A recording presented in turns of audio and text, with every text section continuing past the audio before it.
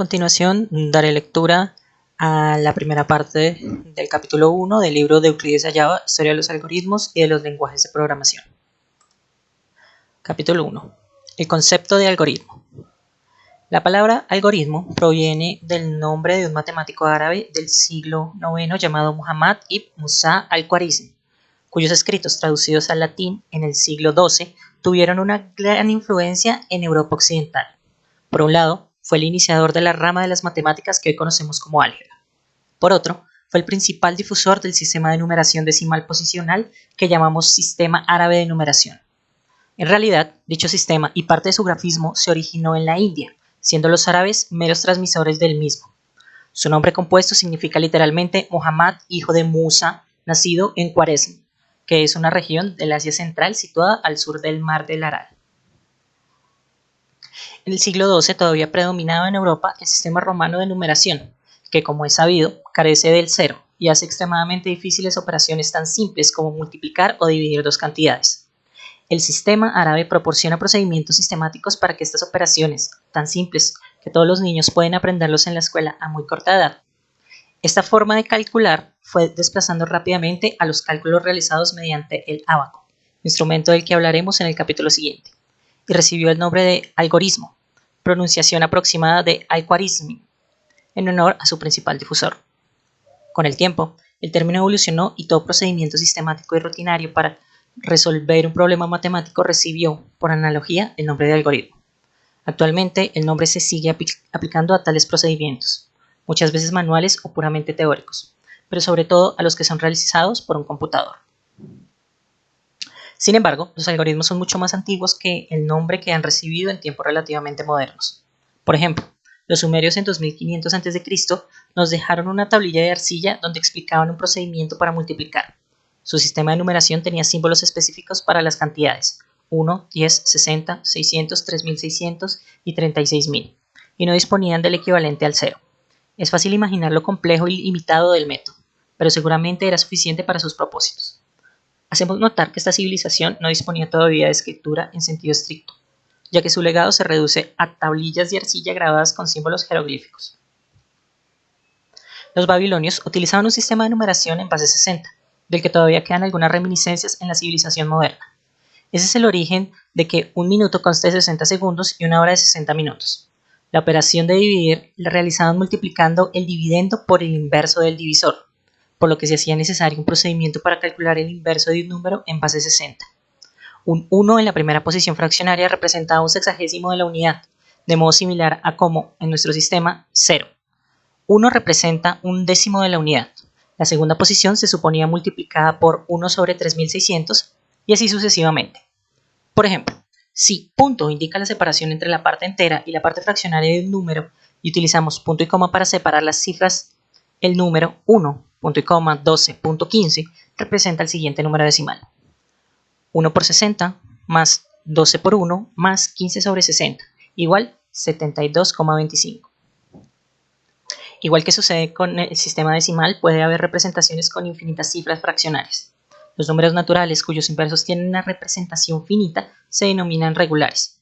Por ejemplo, 4 y .15 son inversos, y el primero es regular. Los babilonios dejaron escritas en tablillas de arcilla varias tablas de números regulares junto con sus inversos. Más interesante para nuestra historia es que también dejaron un procedimiento para calcular el inverso de un número x cualquiera, siempre que x se pudiera expresar como la suma de otros dos números y y z, tales que y fuera regular y su inverso se encontrase en alguna tabla, aunque el algoritmo era una mera ilustración de casos particulares a partir de los cuales el lector habría de inferir el caso general. La tablilla terminaba con la siguiente frase premonitoria: y este es el procedimiento. ¿Cómo podríamos definir con precisión el concepto de algoritmo?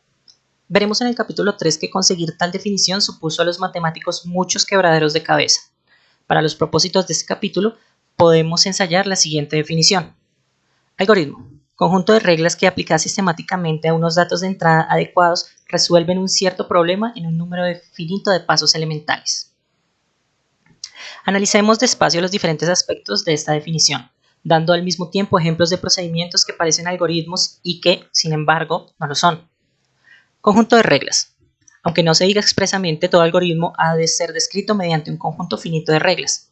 De otro modo, para saber qué regla habría que aplicar en cada momento, la máquina o persona que lo ejecutase entraría en una búsqueda sin fin, contradiciendo el requisito de que ha de terminar en un tiempo finito. Por otra parte, un algoritmo cuya descripción fuese infinita no podría ser almacenado ni impreso en ninguna parte. Aplicada sistemáticamente. Quiere decir que, ante una situación determinada del cómputo o de la tarea a resolver, el algoritmo siempre reacciona de la misma manera. Por ejemplo, una receta de cocina que contuviera frases como añádase sal y pimienta al gusto no sería propiamente un algoritmo, ya que introduciría elementos subjetivos que podrían variar de una ejecución a otra. A veces se admiten algoritmos no deterministas, los cuales pueden dar cada vez una solución distinta ante los mismos datos de entrada. En esos casos, el conjunto de respuestas posibles estará determinado de antemano y el algoritmo no podrá responder cualquier cosa. Por ejemplo, si se pide encontrar la persona de menor edad en un censo electoral y resulta que hay dos personas cuya fecha de nacimiento es la misma y a la vez menor que la del resto, un algoritmo no determinista estaría autorizado a devolver cualquiera de ellas, incluso una distinta a estas dos personas cada vez que se le diera el mismo censo. Datos de entrada adecuados. Algunos algoritmos requieren que los datos de entrada satisfagan algunas propiedades. Por ejemplo, para dividir dos números es necesario que el divisor no valga 0. Si tenemos un algoritmo para dividir y le damos como entrada el par 7,0, el algoritmo no estaría obligado a responder nada, o siquiera a terminar en un tiempo finito.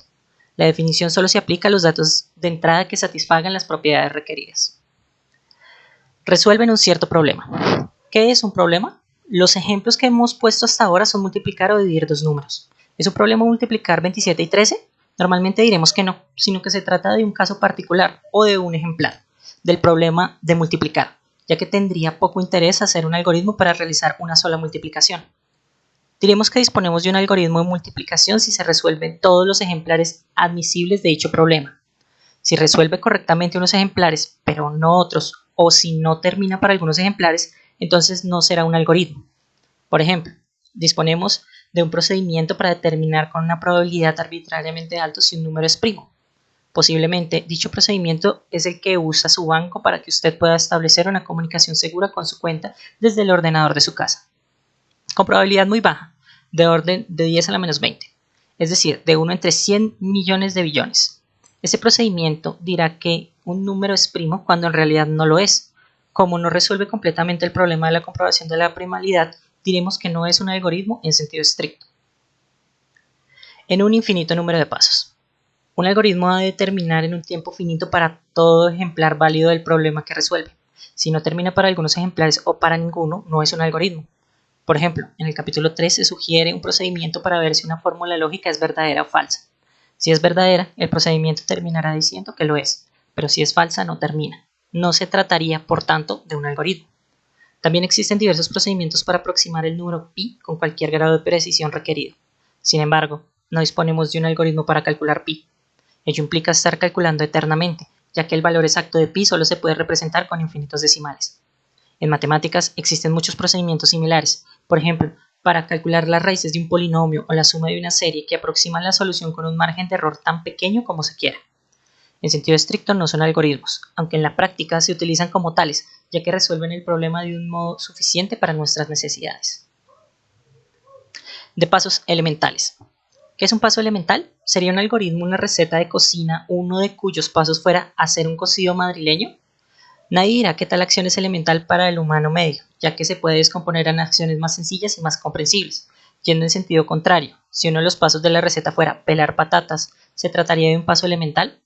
No habríamos de descomponerlo en pasos más sencillos tales como tómese un cuchillo, tómese una patata, póngase el cuchillo, filo del cuchillo contra la patata, o incluso en pasos más elementales, aunque detallasen que se entiende por acciones como tómese un cuchillo, para un humano, pelar patatas es suficiente, elemental. En cambio, para un robot se trataría de una acción excesivamente compleja, que habría de ser descompuesta en muchas otras acciones más elementales. Concluimos entonces que el concepto de paso elemental depende del tipo de máquina que ejecute el algoritmo. Cuando decimos pasos elementales nos referimos a operaciones efectivamente elementales atómicas o indivisibles para la máquina o persona que vaya a ejecutar el algoritmo. En el capítulo 2 explicaremos en detalle cuáles son las operaciones elementales de las que dispone un computador actual. 1.1. El algoritmo de Euclides.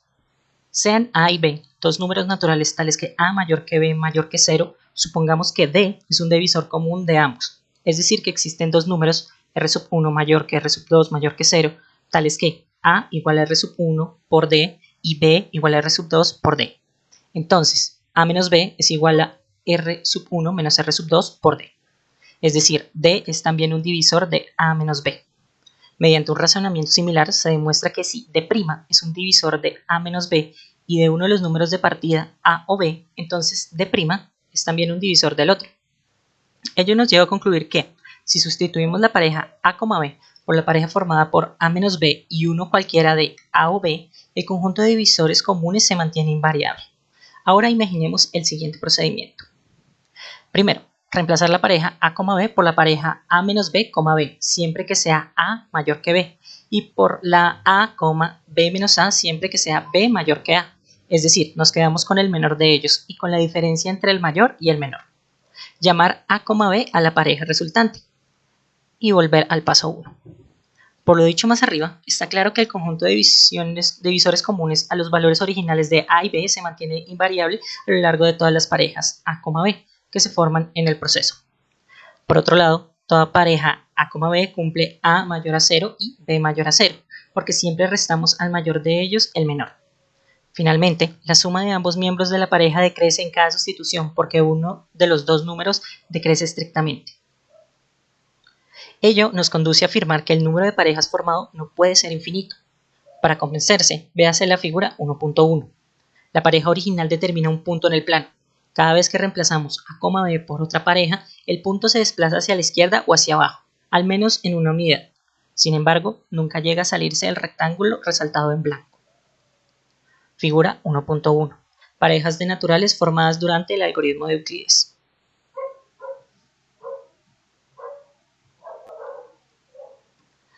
La única posibilidad no contemplada en el punto 1 del procedimiento es que se cumpla A igual B.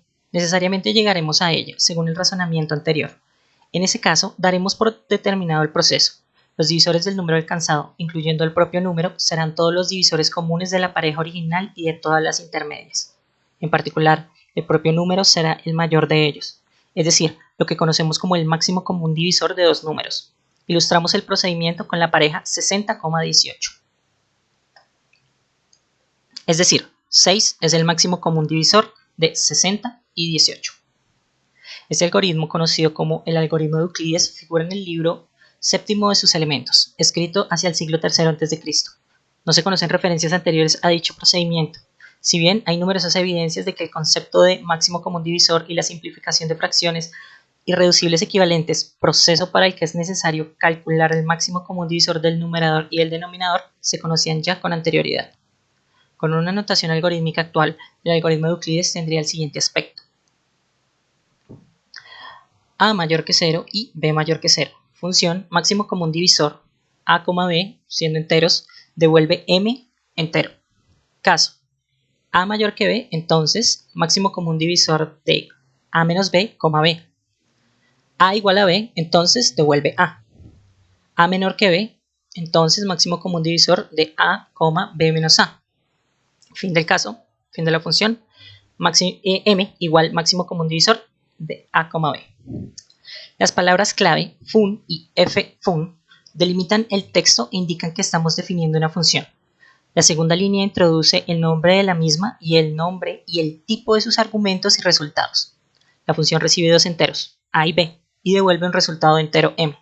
La expresión caso, fcaso, indica una elección entre tres alternativas. Cuando se cumple A igual B, la función termina devolviendo el valor en curso de A como resultado. En otro caso, genera una llamada a sí misma reemplazando la pareja A, B por una de las dos, A menos B, B o A, B menos A, según convenga. Esta posibilidad de llamarse a sí misma se denomina recursión, y la mayoría de los lenguajes de programación la ofrecen en su repertorio. Las dos líneas entre llaves al comienzo y al final del algoritmo son las propiedades que han de cumplir los parámetros antes de la ejecución del mismo y las que cumplen el resultado después de la ejecución. Reciben respectivamente el nombre de precondición y poscondición, y según la definición dada más arriba también forman parte del algoritmo. Constituyen la descripción de su comportamiento esperado, lo que llamamos su especificación. La precondición expresa en este caso que en todas las llamadas a la función máximo común divisor, sus parámetros a y b han de ser mayores que 0. La postcondición expresa el resultado devuelto m es el máximo común divisor, abreviado mediante la función matemática MCD de a y b. Probemos que este primer algoritmo cumple la definición que hemos establecido para todos ellos. Conjunto finito de reglas. Es obvio que se trata de un texto finito. Aplicada sistemáticamente, el algoritmo distingue tres casos excluyentes: a mayor a b, a igual a b y a menor a b, que cubren todas las posibilidades. En cada caso se indica con precisión lo que se ha de hacer. Datos de entrada adecuados. La precondición establece con claridad cuáles son tales datos. Solo se admiten valores de a y b estrictamente mayores que 0. Resuelve un cierto problema. En este caso resuelven todos los ejemplares del problema de calcular el máximo común divisor de dos naturales cualesquiera excluido el 0. En un número finito de pasos. Ya hemos argumentado este aspecto. Nótese sin embargo que si uno de los argumentos valiera 0, el algoritmo repetiría siempre la misma pareja y no terminaría nunca. Elementales. El algoritmo está expresado en base a las siguientes operaciones: comparación de dos números enteros mediante las operaciones mayor, menor e igual, resta de dos números enteros, llamadas recursivas a una función con paso de parámetros. Admitimos provisionalmente que todas ellas son operaciones elementales de nuestro hipotético computador. En un lenguaje que no admitiera la recursión, el algoritmo se podría expresar mediante la construcción iterativa y asignaciones de valores a variables. A sub 0 mayor a 0 y b sub 0 mayor a 0, fun, max cd, a sub 0, b sub 0 enteros, devuelve m entero, variable ab entero, a siendo igual a sub 0, b siendo igual a b sub 0, mientras a diferente de b a 0. Caso a mayor a b, entonces a igual a menos b. A menor a b, entonces b igual a b menos a. Fin del caso, fin de mientras, devuelve a. Fin de la función. M igual máximo común divisor a sub 0, b sub 0. En este algoritmo, la instrucción mientras, f mientras, expresa repetición de las instrucciones que engloba, siempre que se cumple la propiedad indicada detrás de la palabra mientras. Las operaciones elementales incluyen la posibilidad de modificar el valor de una variable asignándole el valor de una expresión. La asignación a igual a menos b se interpreta de modo siguiente.